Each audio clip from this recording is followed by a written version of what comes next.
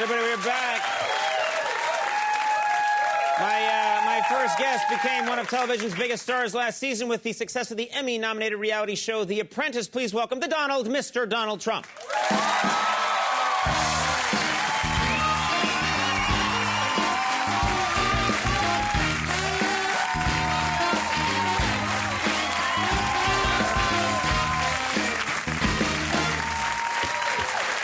Good to have you here. Nice place. Beautiful here, isn't it? Very nice. I don't know why. I don't know if you could hear, but you just said nice place. For some reason, when you walk into a joint and say nice place, I get nervous. Well, it really is a nice place. You could buy this and tear it down. Look at this amazing property we have. Look at that Not view. bad. This is the view you have in some of your places, That's exactly isn't it? the view, actually. It's Now, so much to talk about. First of all, show is back on the air. Right. And doing quite well.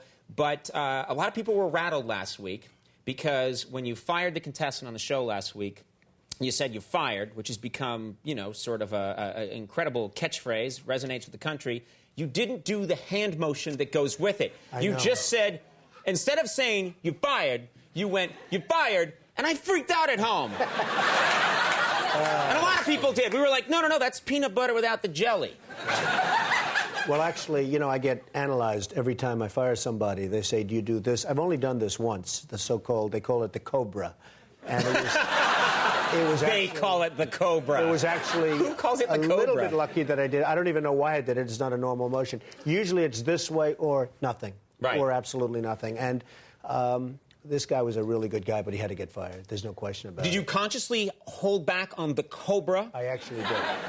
Really? Actually, I did. Because you thought the Cobra is wanted- adding insult to injury. You're not only fired, but you're fired. You know, we have 16 episodes. Yes. So perhaps you'll see it, perhaps you won't. It's got to be natural. It is reality, and it has to be natural. Have you ever thought of saying, leaning over the table and saying you're fired and blinking them on the forehead? With what on your finger? Yeah, I don't know. That's now, is your life a hell now? Because wherever you go, people walk up to you and say, haha, you're fired. Oh, yeah. That must get old. Well, you know who I really get? Like, when I look at your audience, they sort of knew who I am. I know who they are. But the little kids that are 6 and 7 years old, they run up to you on Fifth Avenue and they say, you're fired, you're fired. And they run away and they laugh and they have such a good time. But so it's a whole new audience. Well, then you have your goons beat them and it all works out. By the way, I don't know if this is okay, but I've been doing a Trump impression on the show that's been sweeping the nation. Max, hit it.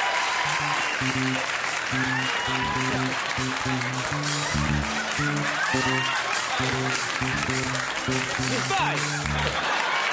Now that,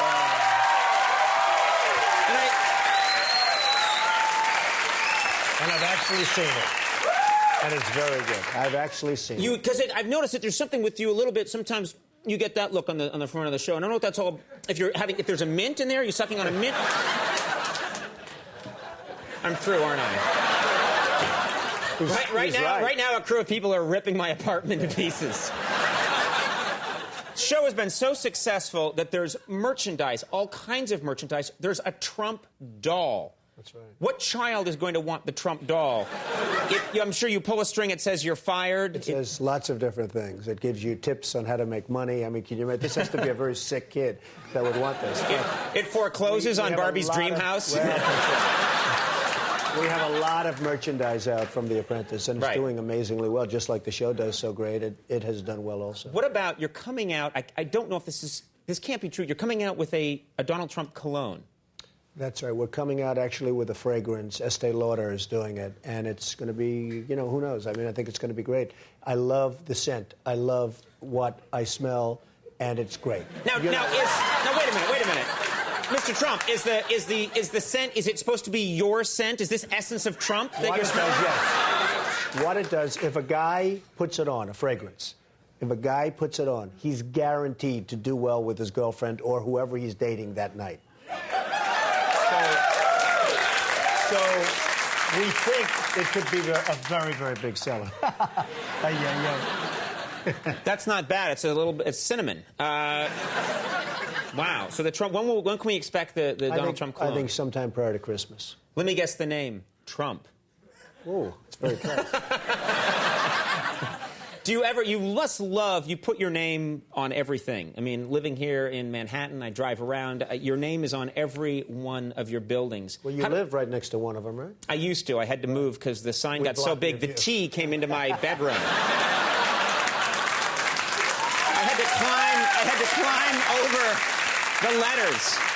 To take a bath, I had to go under the R and over the U. So I had to go. When I was getting zoning and we were going up right next to your building, which I guess at that time you were living in, and there were a lot of people saying a lot of important people live in that building and they're going to stop Trump, and you were one of them.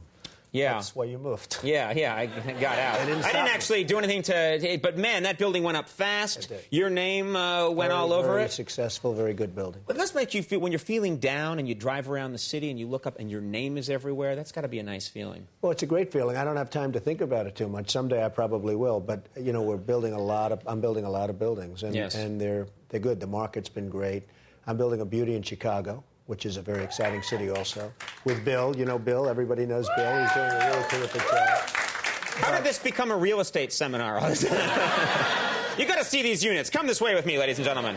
Now, this bathroom, I want to talk about something that I didn't expect from you, which is that you are revered, and I noticed this, you're revered in the rap community. The name Trump shows up in a lot of rap songs. What is it about you that has created such respect in the rap community? Well, I'm in a lot of rap songs, and for some reason I have been long before The Apprentice, and my daughter will oftentimes, she loves that music, and she'll call Ivanka and Tiffany, and they'll call up, Dad, you're in a song, you're in another song, and I'm in so many of them. Russell Simmons is a good friend of mine, and he said, you're in more songs than anybody. So I don't know exactly, but it could have to do with my lifestyle, it could have to do with the look of my girlfriend. And before that, the look of lots of girlfriends. I don't know what it is exactly, but it has to do... You had to rub that in, didn't you? No, it has to do Before that, even more girlfriends. But also, you like the bling bling. Yes, is that fair to say? You like you like flash. You like. Well, I don't think so. I think I like quality. I like quality in buildings. I like quality in people. I don't think I like bling, as the expression is, although I was on the cover of Esquire with bling all over. You were wearing bling all over the cover of Esquire, more bling on me than anybody's ever seen. But that was just fun. Bling. I like quality. Right. Now, what about you? You walk around. You're one of the country's richest people, yet you don't carry cash when you walk around. Do you have an ATM card? I never used an ATM, actually. I've never really used one. But I don't carry cash. I used to go to the teller, and you'd give a book, and they'd give it back, and they'd put some money in the book, and that would be the end. And now they have ATMs. And yeah, they've been ATMs since like 1978. I know. I've never used one. It used to be you'd go there and you'd say, Mary Lou, I want to write this check. And so you walk around, and what happens? You go out to dinner, and you know, or forget that. You walk around, you want a pack of gum. You'd really like some of that. Well, you know, with dinner, it's sort of funny because I go to the restaurants in New York, and they always give me free meals. And I know that if I needed it, I'd have to pay. But they always say, Mr. Trump, it's a great honor. Please, no charge. And I walk out. Sometimes I'll bring 10, 15 people, and they won't charge. So generally for dinner, I don't need it. I guess for other things. But what is wrong with this country? You are... Look, I perfectly, nothing wrong with you. I have nothing against you, but you're this incredibly wealthy guy, and you walk into a restaurant, and they're like, well, you shouldn't have to pay. What's happened here? I know this. If I ever had a problem, and if I had to pay, I would have to pay. Believe me. It's when you really have a problem that you have to pay. So it's sort of an interesting thing. But I don't carry much cash on me. I don't really carry too much cash. None of us were going to ask for any. Look, I got nothing, so back off. Leave me alone. All right. Well, The Apprentice airs Thursday nights, of course, at 9 on NBC. You excited about this season? I really am. I think this season's even. I have to use the word even, but I think it's even better than last season. It's going to be amazing. And, of course, good luck at the Emmys. We'll see you out there. That's right, and congratulations to you. Thanks for being here. Donald Trump, everybody. Wayne Brady coming up. We'll take a break. We'll be right back.